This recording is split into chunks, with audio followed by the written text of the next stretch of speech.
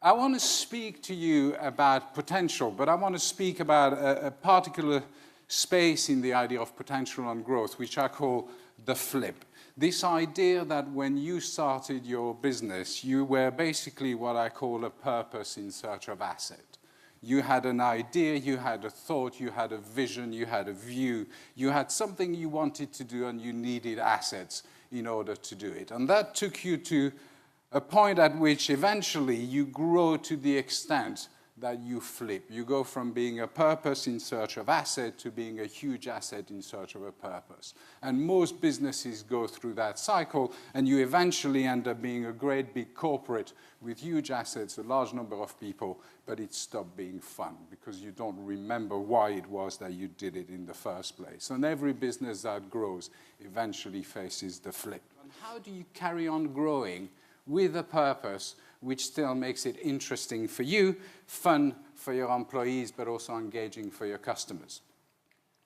If you ask me to chart a business when it starts life, I would have to come up with something a bit like this. A bunch of people trying to make sense of the world. That's how you start a business. You get friends or family or a number of people that you know, acquaintances, and you get in a room and you say, what are we going to do and how are we going to do it? And you have a network of people that you know, and you draw on their expertise, you draw on their knowledge, and you build your business slowly but surely. And eventually, the chart changes to something like this. Now, that is a normal business. They're all like that.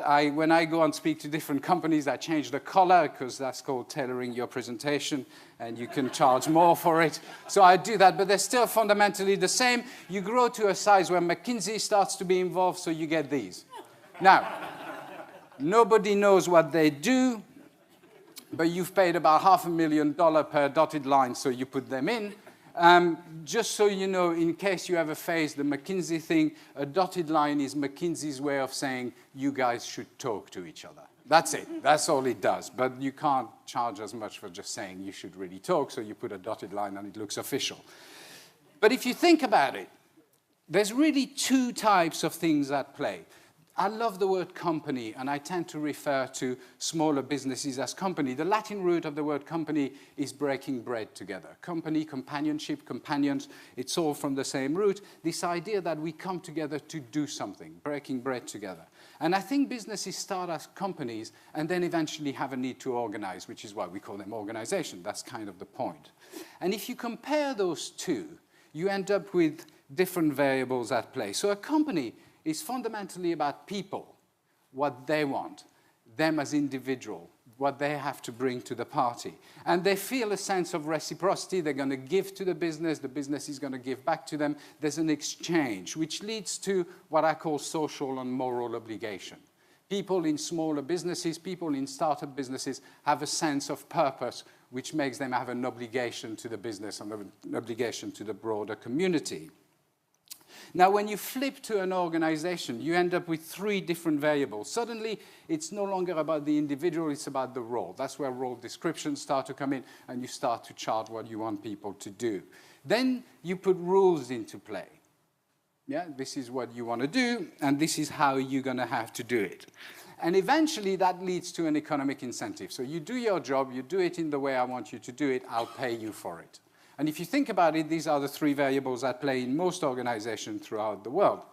Relationships are at the core of what you do. When you encounter that flip, do not forget that relationships are at the core of what you do. Now, businesses are not very good at relationships. I don't know if you go to Starbucks for your coffee. Have you seen the new Starbucks thing they have had going for a few months where they ask for your name now? So when you go to Starbucks and ask for a cup of coffee, they don't give you the cup of coffee until you've given them your name, so they can write it on the cup. Now, that's fine if you call Tom, John, or whatever. If you call Emmanuel, that means you're going to wait a long time for your coffee. Because is that Emmanuel? No, it's Emmanuel. Is that with two L's? No, that's a woman. Is that Manuel, like in the thing? No, it's not. It's Emmanuel. So now I call myself Tom at Starbucks. This is my cup. I was in New York recently, and I went to Starbucks, and they said, what's your name? I said, Tom. And there was this woman going, coffee for Tom, coffee for... That's my American accent. Coffee for Tom. And I'm sitting here going, oh, come on, Tom. Pick up your coffee, mate. We're all waiting. And it was me. And so I went, oh, that's me. And they were all, okay, what was it? The weird guy has just suddenly remembered his name. But you can imagine in Seattle, the home of Starbucks, an executive meeting where they all sat around saying it would be really good if we reconnected to our customers, if we had a sense of community again. And by the time it filtered down through 3 layers of management, it became take people's name before giving the cup. Okay, that's it. You don't have to say anything, just make sure their name is on it. There probably is a target, and they probably get rewarded for it. And that's not a relationship. Yeah? It's the same as Amazon. Amazon write to me constantly to advise me of new books that I should read. And they always start, this is an email I got back in 2009. It said, Emmanuel, we know you well. We can recommend books we know you're going to like. Now, I know they're right, because I wrote 2 of them. Now, don't get me wrong. They are very good books, okay? I would encourage myself to read them if I hadn't written them. But also, it's quite sad when you start buying your own books. And that's not a relationship. Yeah, CRM, the only true bit in the CRM is not the customer or the relationship, it's just the management bit. It's a system trying to manage something. So here is the thing, 3 ideas about how you can reconnect those 2. Because obviously, it is important to be an organization. It is important to have processes. It is important to tie things together because you want to deliver reliably. So I'm not saying an organization doesn't matter. What I'm saying is it has no energy. The energy comes from the relationships on the network of people. So how do you tie the 2 so you can carry on having your purpose? Well, there are 3 things that you need to do. And I'll take all 3 in turn, share with you an idea, and then leave it to the other 2 who know what they're talking about to tell you how to do it. Start with trust. Now, trust is an interesting thing, because we always think trust needs time and all of that. Now, this is a brain cell, by the way. So if you're always accused of having only one, at least you know it's cute. But we know that the way the brain is not a rational thing. We are not rational beings. We are emotional beings first and rational second. So actually, when we have an experience, we codify it as an emotion. So what happens when we build trust is that actually when we interact, we have a lot of emotions which are either positive or negative. The more positive emotions you will have towards somebody, the more likely you are to rationally trust them. But it comes second. So as a leader, if you want to have trust, which enables you to connect to people, the thing to really remember, and I've put an elephant on it, like if there's one thing you're going to remember, like the elephant memory thing, that's the one.